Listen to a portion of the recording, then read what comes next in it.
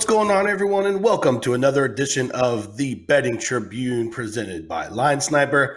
I am one of your hosts, James Mazzola, and I'm here, as I am every week, well, most weeks, with the one and only Andy Mulder. Andy, thank you for taking the time to join us to talk a little golf today. We got a Shadow Creek in the CJ Cup, right? Is it CJ Cup? Yeah, CJ Cup. I always get the Asian Tour event. The CJ Cup. Anyways, Andy, before we start talking golf, how are you? I'm great. It's Tuesday. We've got golf starting again this week. The lead up, again, just continue to say this, lead up to the Masters. Yes, sir. Sometimes these events are a little goofy. This is usually they do the Korea stop and then the Japan stop here, but none of that's happening because of pandemic. Little pandemic we had this year, just a little speed bump in the golf season. So CJ Cup is instead of what, because normally it's just somewhere in South Korea. Is it good Korea or bad Korea?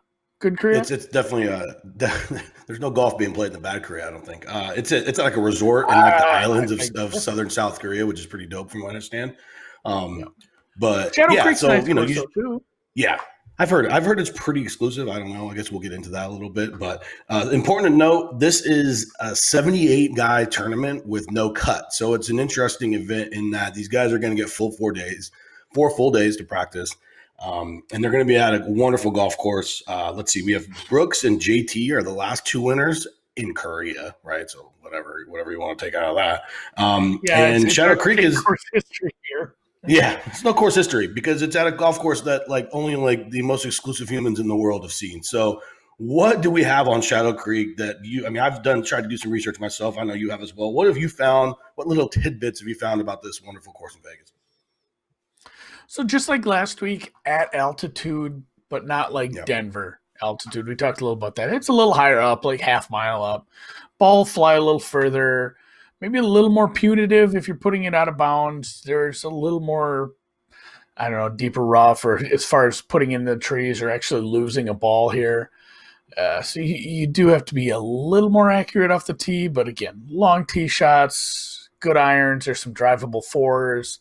It's a 72, so you're back to your normal 4-4-10 where we have four par fives again. And a couple of them are pretty scoreable. So it's going to be similar to last week with probably without someone going to 25 under.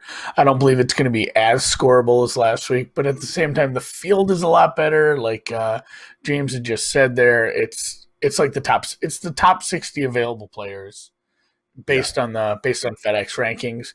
And then you get 10 exemptions and then they throw in this handful. And these are the guys in my rankings that I hope aren't in any matchups because I won't know what the shit to do with them.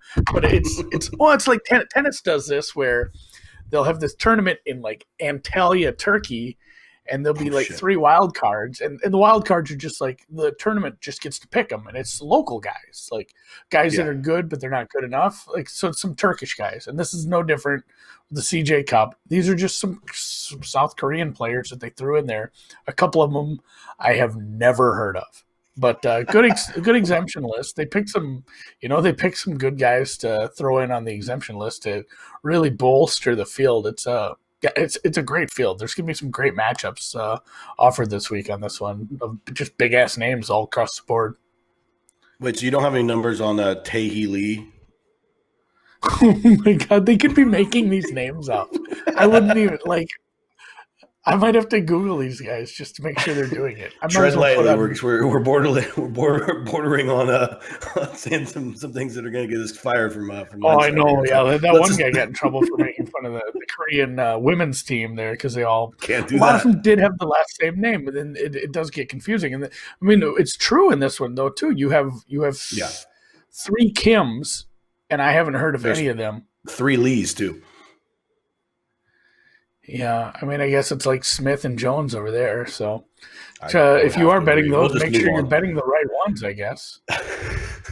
well, unlike the women's tour, there's none of them are referred to by as numbers. So that does make it a little more difficult. But all right, let's move on a little bit here. Like you said, we have an amazing field. This field is one of the best fields that we'll see in the swing season event. It's normally good, but having it be stateside is going to increase it. It's an invitational, right? So again, these guys are going to get 4 rounds before and we're a month before the Masters, right? So we have a Masters literally this week. In 4 weeks will be Masters week. So The field is led by DJ Rom and JT, which has basically been the case, since since the suspension was lifted, and DJ kind of put it on there when he won the whatever tournament that was, and then Rory, who kind of snuck in there, hasn't been playing great, but he's in there with those four, and that's kind of like the main four. They're basically anywhere from 9 to 13. There. What's that?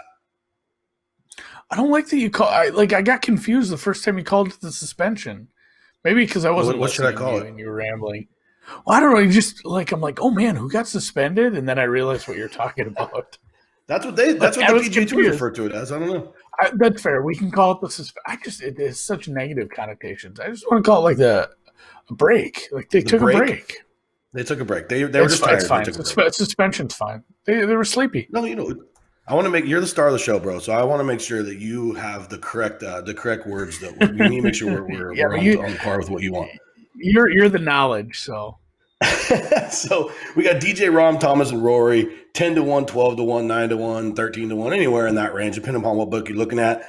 I don't know why Rory's in this group because he hasn't been playing very well. Do you have any thoughts on that? I mean, are we going to be fading this guy on the golf course? Oh, I think it's important to note before we start. Dustin Johnson has the course record here, and it's only 66. So I'm wondering if this course will play a little bit harder than what we think. And that's like on the books too. So what's that? My question on that would go back to some of your original talking about this course. It's not, Augusta. Oh, it's not like the course in RBC, the Canadian course, or like it's not something that's been on the tour and it's got played at multiple events. Like the fact that it's got played so little by, high end players, or I mean, maybe I'm wrong. Are these guys coming and playing this course in their spare time a lot? And, maybe that's, if you're not doing a competitive round, it is a little different. But I wonder if the course record probably gets broken this weekend. I would assume the course record gets broken, I guess. Yeah, somebody. I mean, it is 7,500 yards. I mean, it's not short by any means. I mean, it isn't. But it is at altitude, right? So that 74.5 probably plays more like 73. We'll have to look at the par threes, which we will obviously get into later because we just love that bet. Well, there's a short one. I don't know if that matters. For me, my course stats and course history in general are just such a small amount of what goes into my handicapping of a golf tournament that I don't mind. I don't mind new courses. I actually do pretty well on new courses. So I think we have a general overall view of what guys are playing well right now and what guys aren't. So I'm going to lean on that more so than any kind of, trying to grab some little course tidbit that's going to put some dude over the top of another. That's just my personal, the way that I approach every week, really. Yeah, I'm going to play guys who I think are playing well. I'm looking for form. I'm looking for good irons. I'm looking for a guy who can, it doesn't have to be a traditionally great putter, but it has to be someone who can putt eventually. Honestly, we joked about all the Kims, like Si-Woo Kim, the known Kim, the known Kim factor. And it's like, he's a guy I'm kind of looking at this week too. Yeah, but we'll get into that for sure. I think the top heavy field. Yeah, and I think the last thing to mention is that these greens have been compared to like Augusta's greens with like undulations and tiered and rather difficult. So, whereas a little smaller we have been looking at, they're small greens. And so where we've been looking at guys, at like the TPC courses where they're flat, we don't really give a shit about putting. This might be a week where we factor in and again, not guys who are like excellent putters. I'm looking for guys who have the floor of being a good putter, or excuse me, the ceiling of being a good putter, who can get hot, and then obviously fading guys who just fucking suck at putting, like the Deckies and the Finos of the world. They hit it so well that it's very difficult for them to have their floors are very high, but at the same time. Fino. Yeah, there wasn't a false positive, unfortunately. But yeah, those are the kind of guys that I will be looking to fade because I think you are going to have a little bit of a grasp of the flat stick to be successful here this week. So let's get in the market. Top four guys: Dustin, Rom, Thomas, McIlroy. Any interest in those four? Actually, of those four, who would you like? Probably JT, just because the number's the biggest. Like I have those guys terribly close. I'd have to bet if you made me bet money on one of those, it'd be JT because of the price. Like Rom, any of these guys could run away, win this tournament by 3. Rory with his post about like he didn't even hit that ball well, and the club speed and the spin he got on that, like that was a miss hit essentially, and he's still, if Rory's going to go down the Bryson route and try to use science to pick up his club speed and become a guy who can hit the piss out of the ball, the rest of his game is there where it's like, shit, Rory's going to win a couple majors here. And it's just going to be, Rory, Bryson, Brooks coming down the stretch. If the Bam Bam's good enough in that town, he might be there. Like it could be a fun little golden age here as some of these guys. Well, it's comparable to some of the other sports, the analytics in football, the 3-point shot in NBA. Like if everyone's going to go down this trail that Bryson has blazed and start to use the there's a good word for it, based on some of the stuff that British cycling team did, just essentially small gains. Getting small gains in all the different parts of your game, and the cumulative, what happens is you're the only guy who shoots under par at the hardest goddamn course all year. So if people go down that road, I'm excited. And I'm excited. I like Rory. I hope he does kind of start to use some of that stuff. I like him a lot, but not at plus 975. Yeah, that's a weird number. You can get him at 12. Him and JT are 12 at other shops. So, I agree with you. I just, to me, with the way that DJ's been putting over the last, 24 to 50 rounds, which is pretty remarkable. Have him as 8th in this field in strokes gained putting over 24 rounds. If he putts like that, I don't know really if he can be beat, because obviously one of the best ball strikers ever to pick up a golf club. So, yes. And is comfortable here, but you're right. As the betting favorite, we don't really go up top that much, especially with a field like this with so many good players. So let's drop down into the next group. We have Xander, who's kind of in no man's land, which is just strange that he's even close to these 4 guys, considering, it's fucking mind-boggling. I'm not going to look to fade him in head-to-head matchups because he's a solid player, but the win equity is just not close to those guys. And then we jump another tier with Wolf, Cantlay, and Morikawa. Of those 4, I guess, I'm looking at Wolf specifically because he's in great form. 23 is not – that's a little short, so I'm going to have to scrape to get him there. I don't think I have any edge in that number, but at the same time, the way he's playing, it can't be renounced. So of those 4 guys, are you looking at anyone to start your card off with? Yeah, I mean, it's Wolf. The way I modeled things out, I do have DJ first. Okay. Honestly, I'm looking at things he's done, and, going last 50 rounds, just opportunities gained second. Birdies are better gained first. Approach over the last 24 rounds first. I mean, there's a lot of single digit numbers as you go across. The worst number I have him is I think last 50 rounds around the green, which around the green is going to come into a little bit more. It's probably of the 4, if you want to call it the core 4 things, off the tee, approach, putting, and around the green. Around the green is always the lowest of the 4 as far as any weighting I'm going to do. But with smaller greens, a little less hittable or reachable, maybe not reachable, but grabbable, hittable, getting on the green, getting on the dance floor and staying there. Around the green is going to come into play a little bit here, and that's his weakest thing, and he's still gaining strokes. He's still on the right side of 0. Yeah. It's awful hard to hate Dustin Johnson here. Hopefully he has an okay Friday or Thursday, and I can just live bet him at some point because he's liable for a 63. But yeah, Matty Wolff is number 2. He's the same kind of thing. The only thing dragging him down is a little bit of around the green, and his putting's not as good as TJ, but still over however many rounds you want to go, he's gaining strokes putting. Mm-hmm. He's gaining strokes everywhere. He's great off the tee. His approach has been pretty stellar.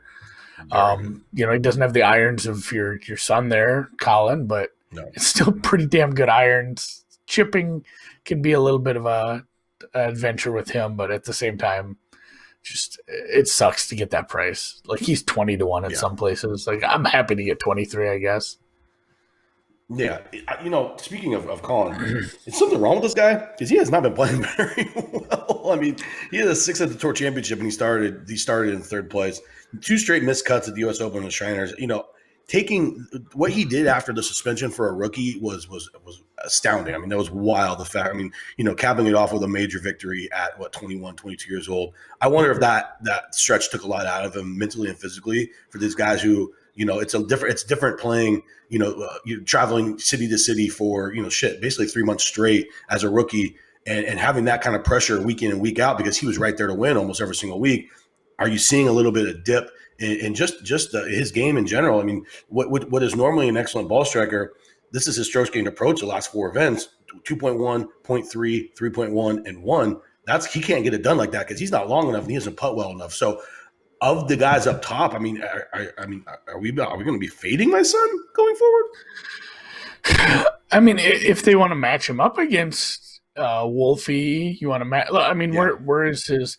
I know we shouldn't even give him all the shine we do. It's just all the free advertising we give some of these offshores. But there's a couple of sets, and I don't know who they have him matched up. I know Bookmaker does not have matchups up yet, but yeah, that's hard. What are you going to do with that? That's a stay away. Because Hideki's a fade here too. Like Hideki has great numbers, but he's not going to get hot on these greens. He's not going to score. Like he's going to be. I don't think he's like. Well, obviously, I was about to say miscut. Ain't nobody missing the cut, but I don't think he's going to be a guy that's near the bottom of the field. But Hideki's just going to stay right in the middle because he's going to let the rest of his game get him to the green where he's going to two putt fucking everything. Everything's going to be everything's going to be a two putt for him. It's just going to be like, oh, he shot another 72, 71. He's going to end this tournament like even par. He'll shoot like 4 under because he'll birdie all the par 5s and then he'll make a bunch of pars. That's fair, yeah. So he'd need to 3 putt the 5s. Exactly. Yeah. He's going to end up in the middle. He's going to end up right in the middle of the pack, and he's a fade for me. So that's unfortunate. So that's not going to maybe work. Another set of Finau's listed. Are we sure he's not in this field? Because he's listed everywhere. He might be golfing. I was just making fun of him. He might be. Quick recovery. It's like him and Trump must have found the magic elixir somewhere. Yeah, that was somebody made that joke last week and said who's going to get COVID in Vegas first. And then when it was Finau, he's like, oh my God, that would be the last person. That's not the guy. Tony the Mormon guy from Utah with 13 kids. Yeah, the Mormon guy. He's like, that's not the guy who gets COVID in Vegas. What is going on here? So, that's awesome. And then, so I want to talk about Cantlay a little bit. I'm trying to get updated news on Tony, and I don't have much. Cantlay, why is he constantly priced with these guys? It has been a long time since he's shown anything good. I mean, he won the 2019 Memorial. That's all we got for that guy. I mean, and he's won the Shriners. Like, again, he played well at the Shriners last week, but he didn't hit it well. He gained a short game. He gained over 7 strokes, chipping and putting. Like, what are we doing with him? There comes a point where him and Xander are just thoroughly overpriced every single week. And I mean, I want to start fading them in head-to-heads, but, their floor is so high that it's difficult to do that. And, we've talked enough about there being not a lot of correlation, but I'm looking at Matty Wolf as basically their pick 'em to Cantlay. That might be a play for me. Do you have any thoughts on that? Yeah, I had picked that one out too. I have Cantlay, again, towards the middle of the pack. And it's tough. Normally I look at my numbers and I can see some guys who are, losing strokes in multiple categories. And it's like, all right, this matchup, I want to fade this. This isn't that kind of field. Yeah, you can go down to like the Andrew Landry's and Harry Higgs, and you're going to find some bad numbers over the course of 50 rounds. But a lot of these matchups, it's all just top 50 guys. So you do have to use a little bit kind of a different criteria as you're evaluating these head-to-heads. You're not going to have some guy that just, he lost strokes on approach like 4 tournaments in a row. Like, this guy's a fade.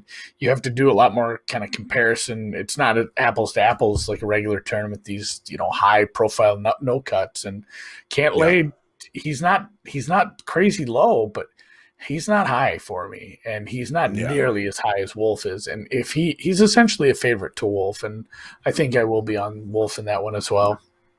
I think Wolf wins. And the other problem, spoiler alert. Yeah. The other problem is in these no-cut events, when you have fields this spectacular, you give any of these guys 4 rounds, they could go nuclear at any time. They're that good at golfers, regardless of the form they have. They just the fact that the cut can take you away. If you have 2 shitty rounds, you're dead. These guys can have 2 shitty rounds and in the 4th round shoot 64, 65 because they're just that elite a player. So I typically do have a smaller card when it comes to these exclusive no-cut events for that exact reason. It's just harder to differentiate yourself over 4 rounds When you do have guys who are their ceiling and their variance can get them to such a high, single round, put them right back in there. I've lost a shitload of 10-stroke leads on these stupid things. The dude wouldn't have even made the fucking cut, and then he goes to the fourth round, goes absolutely nuclear, and wins by one. It's like, okay, dude, this is so stupid. So I almost had Cam Davis needed to do just a little bit more on Sunday. I had him up against was it Nah? Yeah. And now with like 5 over on Sunday, and I'm like, almost, oh my God, Cam Davis. I looked, I'm like, shit, he didn't have a good day. He below par, but I think we have some interesting. We have Hatton, which I think we'll probably talk about Hatton when we zero in on the head-to-heads a little bit further. So we'll leave him for a second. Brooks Koepka is 46 to 1. It's probably a small. We haven't seen him based on out of principle. That's wild, right? Like, go look at his Masters number. What is it right now? Like 12? I have no idea. It's like 12 to 1. He's 12 to 1 to win the Masters against the greatest field minus Daniel Berger. Which is such bullshit. But yeah. Is BS. But this number you have to bet. We haven't seen him yet, but I'm betting this out of principle. 100%. I'm with you on that. And I'm also at the same, you just mentioned Berger at 43. I was betting Berger at 24, so I'm absolutely going to be betting him at 43 as well. He did tail off a little bit towards the end of the season there after. What's that? Yeah, this card is getting bigger than I wanted it to in a hurry. I mean, Berger's just he has struggled a little bit, at the Tour Championship and didn't play great at the U.S. Open. 34th, though. I mean, on that golf course, it's totally respectable in my opinion. I thought he would play a little bit better than that. But when I'm looking at Koepka or Berger at those numbers, and then you have fucking Tommy Fleetwood, who the market just absolutely adores. I know he played well last week. He was in Europe last week. Those guys coming all the way over here. I'm not sure. I don't have any statistical basis for this, but I'm all about fading those guys. It's a lot of travel, man. So when I'm looking at Fleetwood at 35 and I'm getting Brooks at 46 and I'm getting Berger at 43, that's crazy to me. I don't understand. And Fleetwood's never won on tour before, and he puts it with a fucking claw grip. To me, that the market love for Fleetwood is just insane. And I'm not sure if it's because the sharp guys have these European numbers that they think are good that are actually really bad because their fields are so bad, or what it is. But Fleetwood having a shorter odds than those two guys is just wild to me. Yeah, Tommy's an enigma to me. I probably will stay away from him. While I agree with everything you said, I can never get on the right side of that guy. Yeah, he's very good at times, but he can be just washed. He can look so washed when he comes over here. How long's he been over here? What are you doing? What are you doing with those guys who played a big European event? Because that was one of their main events last year. Are you taking that into a factor? Are you fading those guys a little bit? Again, I don't have any evidence of them playing poorly at these events. But how do you go about that? No, outside of my normal modeling and rankings, I am looking at that for those European guys because there were some big names that played over there. So I need to. What was that one? The everything's a BMW. BMW. Yeah, the BMW over in Europe. Yeah. I mean, it was a good tournament with some pretty big names, and anyone who is coming from there heading here, I'm going to treat with a little bit of skepticism because of the travel, especially oh God, who is my guy? And Kieran had brought this up too. Poulter is all over the place. His travel and his back hurts, and if he's not young, is he in a matchup? Yeah, Poulter's. I don't know. He's in with He's with Neiman. He's a fucking huge dog. Neiman minus 1.5. Poulter is such a big fade. You do got to take some. This travel isn't. The travel is a big part of it. You're going from, all the way in Europe to Western United States to play in a tournament. These guys played on Sunday. I don't know. When did they get there? Tuesday? Today?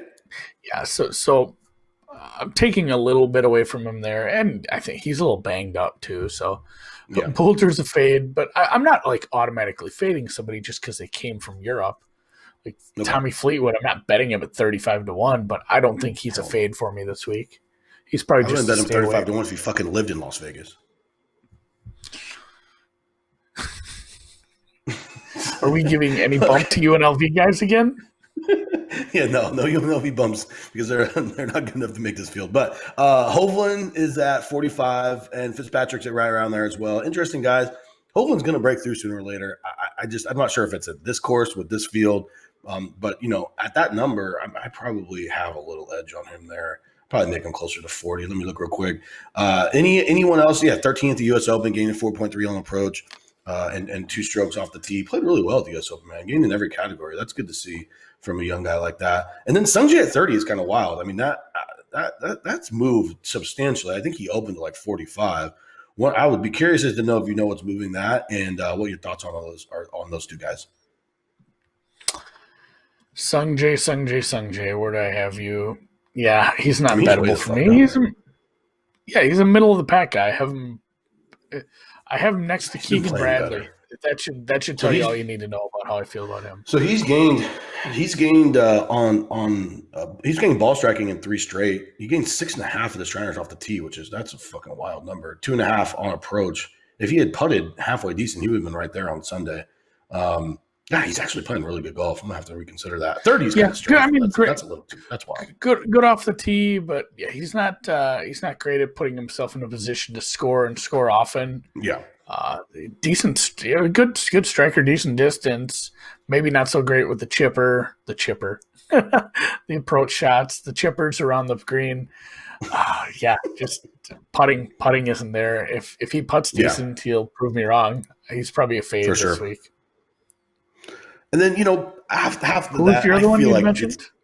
I like Victor a lot. I think Victor. This is in prime spot for him. At the 44, that's like there's not a big edge on for me on that at a 44 number, especially when I get Berger, who's just a plain better golfer at 44. But at the same time, I make Berger like 25, so that's like an auto bet for me.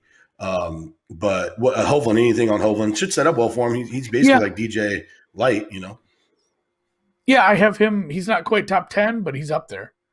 Cool. Something dragging him around. He's another one where his around the green stuff isn't great. His putting he's outwardly super, but yeah, he's good enough ball striker to make I up suck for at chipping. He's like, I suck at chipping. Yeah, I'm the worst chipper ever. Like he's just said that. We're like, we know, Victor, you fucking suck at it. Go work on it, dude. Any guys deeper? Now we're getting to where I'm not sure we can get a winner. Out of like Ricky Fowler, Gary Woodland right now, or Bubba. I saw some Bubba love. If people are comparing it to Augusta, so I don't know anything deeper. My only deep cut would be Scheffler. He's a guy I like a lot. He's a guy I like all the time, and he's not even that deep. He's like 40, 38, like 40. Yeah. So it's not really a deep cut. Maybe like Siwoo Kim. He's a guy I said I did have high. He's like 100 to 1. He's somebody who's like he's actually good at it. Like his around the green numbers are great. He can chip with the best of them. His putting not stellar, decent distance, but off the tee isn't like I'd say probably middle of the pack guy there. Good irons player, and he can score if he needs to. Like if he gets the putter going, he's going to be in contention. So 100 to 1 on Siwoo Kim, somewhere around there. I'd play that. All right, I like it. That's a good overview. 13. No, can we just bet everyone? Actually, let's just start there. Good overview. Let's hop into the head-to-heads. They are released on this early Tuesday, which is nice. It's a little early for them. I wonder if it's a pretty big tournament, so I guess that's why. What I think we have to start here because this is my favorite bet of the week. We have a guy in Tyrrell Hatton coming off a victory in Europe, right? So what has he been doing for the last 24 hours? He hasn't been practicing like Danny Berger has. He's probably been drinking. He's a millionaire again, so he's probably been drinking his ass off like any good English. He's probably 30% gin right now. I wonder what his drink of choice is. That would be interesting to know. I just said that because where he's from. I just went with gin. He's having that's cool. I love it. He's drinking something, and you're getting Daniel Berger as a dog to Mr. Hatton. That's my favorite bet of the week. Do you have anything? I hate doing like narrative bets, and to be fair, like I have Berger ranked well ahead of. Yeah, I've an edge there anyways. Yeah, there's like a mild edge to begin with, and I'm fine tacking on a narrative there. That's a bet I've made. Here's a question for you because you've got to ask me about plenty of golfers, and I need your opinion on Louis Oosthuizen because I just told you I love Scotty Scheffler. Scheffler's a decent sized favorite, but I'm thinking about laying the stroke and a half over Usti. Usti can surprise you. Like, he can play well. I don't know. How do you think this course sets up for? So I can never get him right. No, I can never get him right. I fucking never get this dude right. So I've learned just to stay completely away from him. The thing is he has been rising in my model due to the fact that he's been hitting the ball really well lately. You're looking at gaining on approach in 2, 4, 6, 8 straight events off the tee in 6 out of 7 events. And we know he's one of the best putters out there. I mean, the guy can absolutely roll it. He gained 6.2 at the U.S. Open, 5.2 at the Northern Trust. That's a pretty high, high ceiling with the flat stick. So, look, he's never won on tour, so that's an interesting start but he's always played well in the majors. The dude has second in every single major. I can never get him right. I will not be fading Usti with Scotty Scheffler just because of how erratic his game is, and what his ceiling can be. And he's been playing well. This is the best stretch that he's had striking his irons in a long time. So I'm not really looking to fade him as much as I love Scotty. And frankly, Scotty really hasn't been playing that well. That's the bigger problem I have is that, Scotty, did he miss the cut last week? Yeah, he emceed at the Shriners, 37th at the Sanderson. He lost strokes on approach in both of those. That's just not a guy I want to get behind. And, of course, he can flip. Usti won the Open Championship 10 years ago. Oh, he won the Open. Yeah, what am I talking about? I was going to say, I swore he took the British. But, man, you're right. He's got second. He's got second in the other. And to be fair, it's not like he has some weird win like in Canada or Puerto Rico. That's his only PGA Tour win is the Open Championship. He has a shitload of Euro wins though, right? I think he has 4 or 5. Nine. Is 9, yeah. 3 on the Asian Tour, 8 on the Sunshine, and then 1 on the PGA Tour of Australasia, which brings up a funny point. I just was checking other books for odds, and my account was a little higher than I thought. I liked Cam Davis quite a bit, and I bet him top Australian last week, which lost. But I tried to bet him in the top Australasian, which is Australia and Asia, and I accidentally clicked Cam Smith, who won. Oh, at 3-1. So I had a 3-1 winner on a misclick, which is what I needed after last week because my outrights did not come through. Yeah, I'm just why would I bet on Cam Smith? I'm like, God, they're the same name. I can understand. Yeah, the Cams can kick rocks. We're not betting them this week. Fuck those guys, absolutely. Just to go back to Hatton real quick, there's a Brooks Hatton. Brooks is plus 115. Are we going that far? Brooks, while I'll probably bet him on an outright because his ceiling's crazy high, he can flame out. Yeah, I think that's a great analysis. Okay, well, anytime we talk outrights and a certain gentleman is in the field, we're going to have to approach him. Unfortunately, he's going against one of our Camerons. Jordan Spieth is in this field, and that dude fucking sucks. So Cameron Smith, he was the sponsor's exemption. Was he really? He has to be because he's fucking terrible. His look at his FedEx points. I'm sure he's not in the top 60 of FedEx points. Let me just give you his last 5 events. DFL after made the cut, 71st. DFL after made the cut, 72nd. Miscut. I mean, this guy is fucking lost. And I'm starting to feel bad for him. But can we get on Cam Smith train? I have these guys pretty much even. They're right next to each other in my rankings. I'm going to highlight this one to dig into it deeper because I love a Jordan Spieth fade. But I think they finally gotten to the point where they said, we're going to stop putting Jordan Spieth up against, Justin Rose and Harris English and Gary Woodland. What are we're losing these every time. Why would we put him up against, Finau if we can put him up against Cam, whoever, any Cam? Yeah, and he's let's find a Cameron that nobody knows from a foreign country who we won't take a wash on.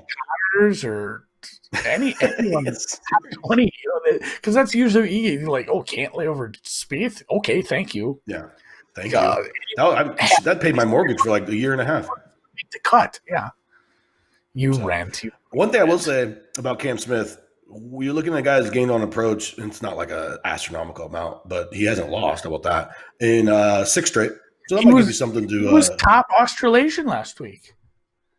And at 24th. So they didn't. The Australasians didn't have a good showing last week. Let's just go with that. There, you also have to include Fiji in that category. Anytime you see VJ in that, in that market, he always sneaks in. Yep. So don't forget about those Fijian golfers. They're pretty tough. Those are my two favorite, probably 2 units. I'm definitely going Cam Smith. I'm going to lay the stroke and a half. I'm going to wait for Bookmaker to open that so we can get that nice, good number. Yeah. Anyone else you're looking to back? No, that's pretty much. Is there a Ricky Fowler? Pretty much the card. I said, Poulter's probably a fade. I'll probably lay Neiman over him just because Neiman's top 20, 25 guy, and Poulter's traveling and hurt. Scheffler, Usti, I'm probably laying off. We talked about Berger over Hatton. I'm fine with that. Siwoo Kim, small favorite over Mackenzie Hughes. I want to dig into that a little more. The Canadian's been playing well, but his metrics aren't up to snuff. I have an edge there that I need to dig into a little deeper, and honestly, that's it. Right. The rest of these matchups, I mean, it's like DJ Rahm, DJ Rory, Rory Rahm, DJ JT, like all those, no interest in any of those. Those guys are so close, and they're not giving me big prices. You know, the biggest price you can get is like Rory as a dog to Rahm, I guess, maybe, but it's not that big of a number, so I'm avoiding all those top ones. I'm looking at DJ at plus 116 against Rahm, though. Yeah, that doesn't seem right. Yeah, that doesn't seem right. One other thing I want to mention, and we bring this up all the time, and it'll cap this off pretty well. The correlation between the outright market or the lack of correlation between the outright market and the head-to-head market. So I was looking, because we talked about Fleetwood, right? Fleetwood's 33-1, 28-1 elsewhere, and he's matched up against Hovland. Well, Hovland is pretty much anywhere from 33, or excuse me, what's Hovland here? Fleetwood is anywhere from 33 to 28. Hovland's anywhere from 33 to 40, right? And then if you look at the head-to-head market, Hovland is a favorite to him across the board. So just as we've spoken about this on this podcast a lot, there is no real correlation between your outright number and your head-to-head number. The head-to-head market is more efficient because it takes a lot more money, right? They're more liable to just get absolutely destroyed. So if anyone makes Hovland a dog to Fleetwood, my guess is they would probably flood on Hovland. But that's one to keep a look at over the course of see how this market moves, because him as a favorite is a direct it's a direct disagreement with the outright market, and that was one thing I wanted to mention. So last but not least, we have to do it every week because we've pretty much never gotten this right. There was a hole in one last week for listeners when we right off the bat. the very first we don't have a scorecard. Well, shit. It was Norlander. That's not going to work. What's that? It was Norlander. Yeah, we need a scorecard for. Yeah, I don't know the scorecard, but there is one of the par threes is like 150 yards. Really? It's 202, 200, 257, and 154, but with half the field, I would lean no. Yeah. I don't know if there's a market up for it though. 17 is 154. Wow. Interesting. That, and it's the third easiest hole by handicap. There's going to be, but you're right, half the field. We have to factor that in. I'm looking right now. Yes, it's plus 200 though. Wow. So half the field is only a difference of 1/3, first two rounds, not 1/2, because it's only the first 2 rounds. It's still the same for the weekend, so things are a little different there. I'm taking some yes at plus 200 just because I'm a masochist. Absolutely. I'm a glutton for punishment. Even the two that are exactly 200 yards. I mean, they're hitting 8 irons, 9 irons into those. Oh yeah, it's not like they're just putting up with a 6 and like praying. Yeah, that's the 250 they are doing that, but yeah, I mean, that one's the 250 one. That's not. It'll be funny when it happens at the long one. Like somebody just 2 bounces one in. You see that where they 2 bounces under the green and drops in. Plus 200. Kind of random. Plus 200 is too much. I haven't seen a plus 200 in a long time. I don't understand why they think. Yeah, with maybe these numbers I have are wrong, but I'm trusting Paulie eggshells or whatever. Yeah, he's solid as they come. Okay. Yeah, I love it. All right, I love it. Well, I think that just about does it. I know you have a hard out coming up because you're like the most popular guy on gambling Twitter. So we have a hard out, and so okay. What are you having for lunch today? I don't know, probably iceberg lettuce. I just read a bunch about that. Oh, is it back to being healthy? I think it's never gone away. You don't Okay. worry about iceberg. Iceberg's back. I heard it was just water. So, I'm more of a kale guy myself. One, and, who wins it? Gun to your head, who wins it? Who wins it? Gun to my head, DJ. Dustin Johnson. I might just bet with Johnson and Wolf and call it good, to be honest. Yep. I'm going to bet Wolf, Koepka, and my long shot was Kim. See, woo! Okay, there you have it. Wolf, we talked about the outrights, broke down the course, gave you some head-to-heads, and even hit that hole-in-one prop. So, with that being said, that will wrap up another edition of the Bettor's Tribune presented by Line Sniper. I am James. For Andy and myself, we thank you for listening, and we will see you next week.